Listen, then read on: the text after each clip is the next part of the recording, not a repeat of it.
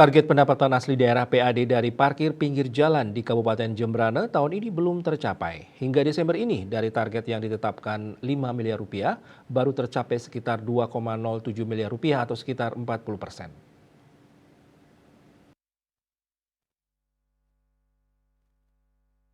Salah satu pemicu kantong titik pendapatan parkir di pasar umum negara tak terlaksana karena dilakukannya proyek revitalisasi pasar. Kepala Bidang Perhubungan pada Dinas Perhubungan, Kelautan dan Perikanan Jembrane, IGD Riyadi membenarkan capaian retribusi layanan parkir pinggir jalan yang masih jauh dari target tahun ini. Menurutnya, faktor penyebab pertama karena target yang sejak awal tinggi dan tidak mungkin diterapkan lebih kecil.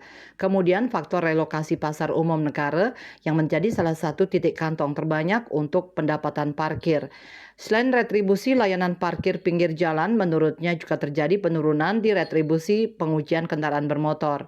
Dari target 650 juta rupiah setahun, hingga akhir tahun baru terrealisasi separuh lebih atau sekitar 343 juta atau 52%.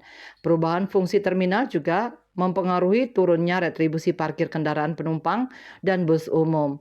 Dari target 2,6 miliar rupiah baru tercapai 66% atau 1,7 miliar rupiah lebih.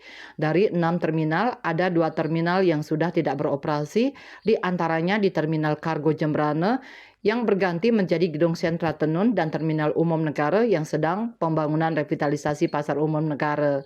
Surya Dharma, Bali Pos melaporkan.